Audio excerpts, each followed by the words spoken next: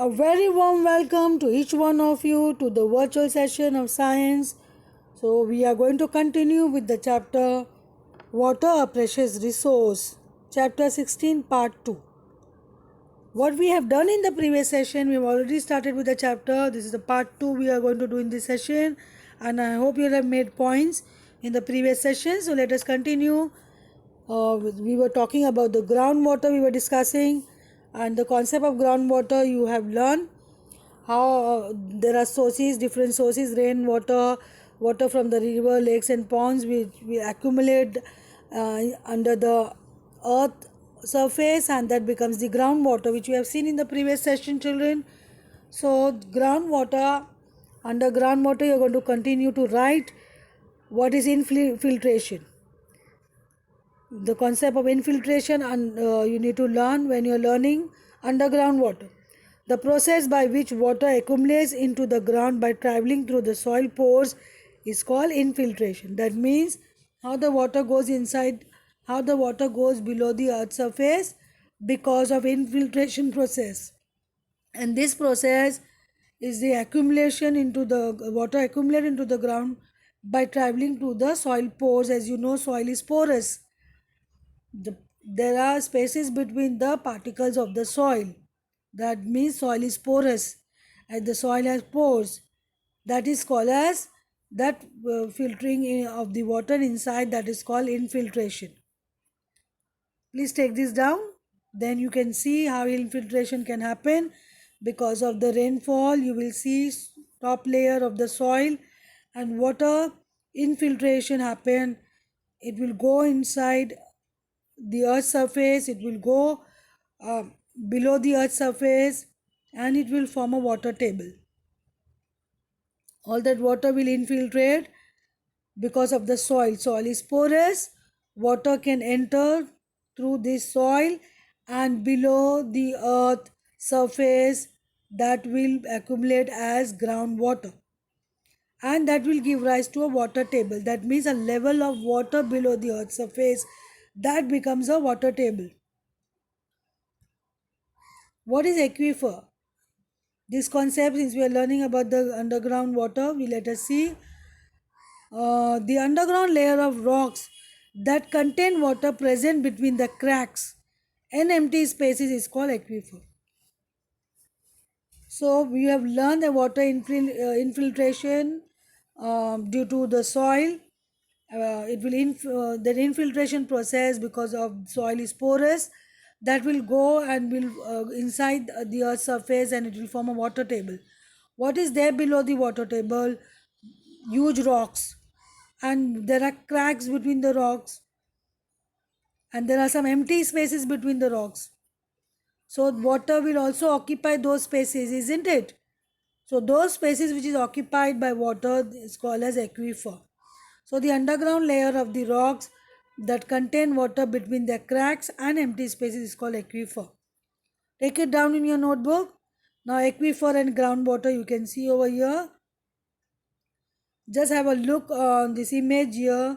You have a groundwater and aquifer, you can see.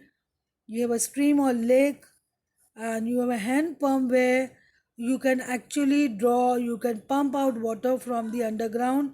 You must have seen this hand pump at many places, in villages, in towns, in some remote areas. You see these hand pumps. It is actually pumping out with a suction pump. You are bringing out the underground water, the water which is present in the aquifer and the groundwater. So it is just pumping out the water from the underground. How underground water can be obtained? Let us see. We have various methods to obtain the underground water. Why are we learning about the underground water? And it's so very important because the fresh water which can consume and it can be used. So the groundwater becomes a very important part of our life. And how you can obtain groundwater, and how should take care of the underground water. So groundwater is generally obtained by digging wells. When you dig well, from where you get water, it's a underground water which comes in the well. Where underground water, to make a proper arrangement, to make a proper system of water supply, you dig wells, you make wells, and you can make hand pumps, you can make electric pumps. Uses of underground water is a fresh water and therefore can be used for various purposes, for drinking, for consumption, for domestic uh, chores, for irrigations of crops, for water services in public buildings and offices, firefighting, industrial purposes. So these many uses of underground water, you see how important groundwater is. The water which is available in the underground, that means the groundwater, is due to the water cycle, due to the rain. And because of the rain, the water which goes inside the earth's surface becomes the underground water, and this underground water has so many used, and we should be very careful. You should use wisely. We should not deplete groundwater. We should not overuse groundwater. So these many places you can use groundwater. Please take it down in your notebook, children. Water table depletion, a very important issue, a very serious issue to be.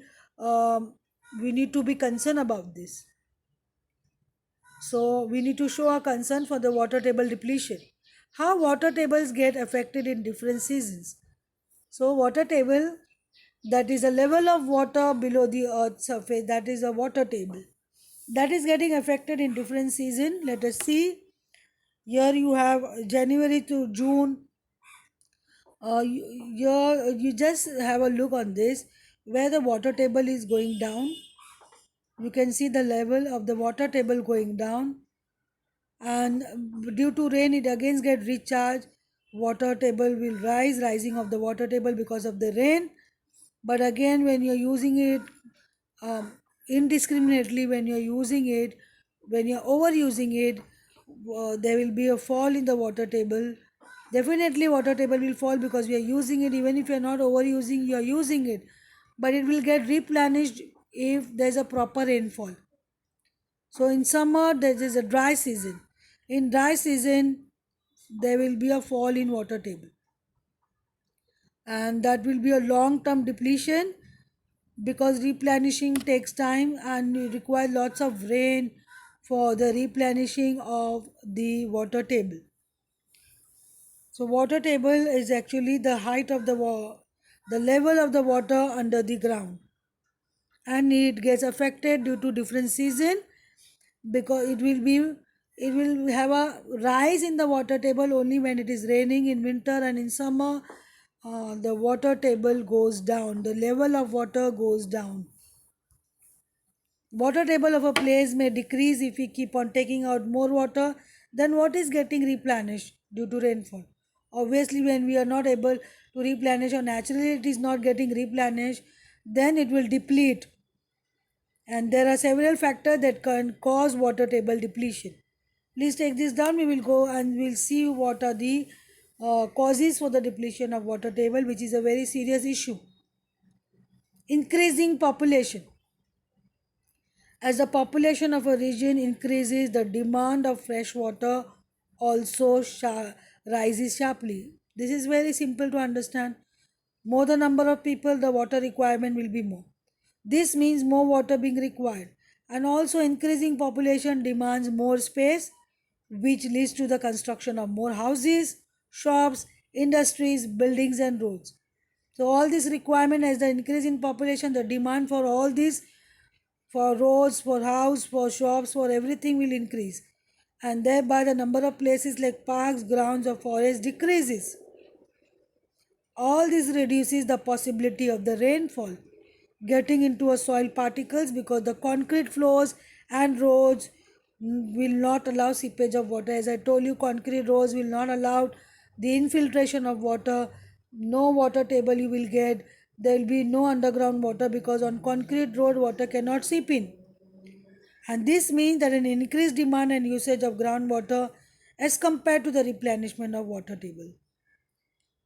So this result in the depletion of water table of that region. So when the demand is more and the replenishment is less, obviously the water table will deplete and this becomes a serious issue. There will be a scarce of water, and scarcity of water will lead to many other natural consequences.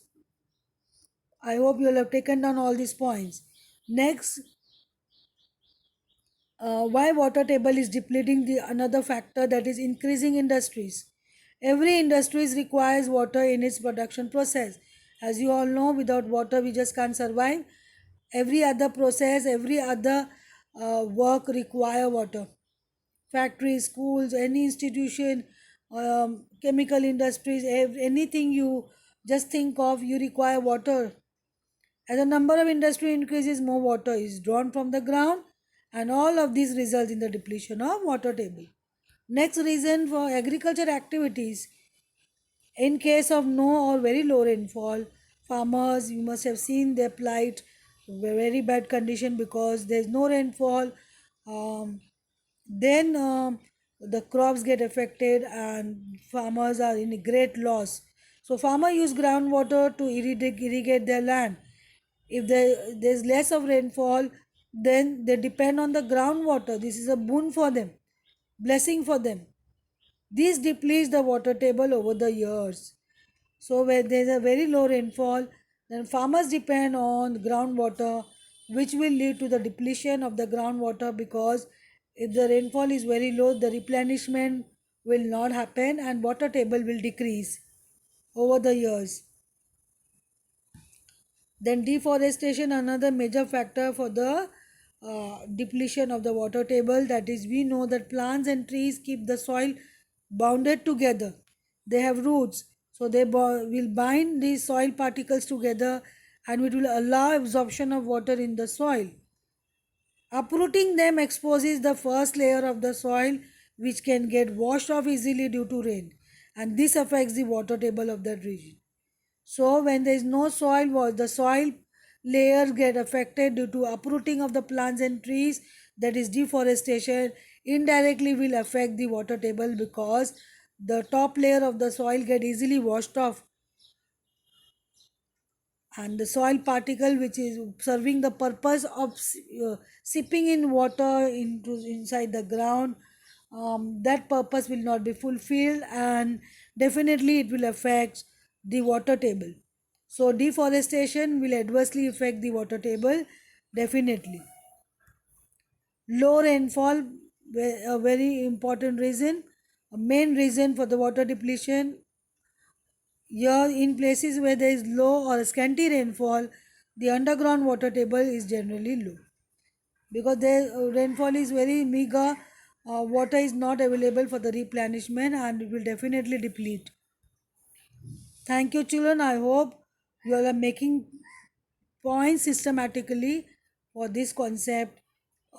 How, which factors on which the water tables get depleted, and we have already discussed.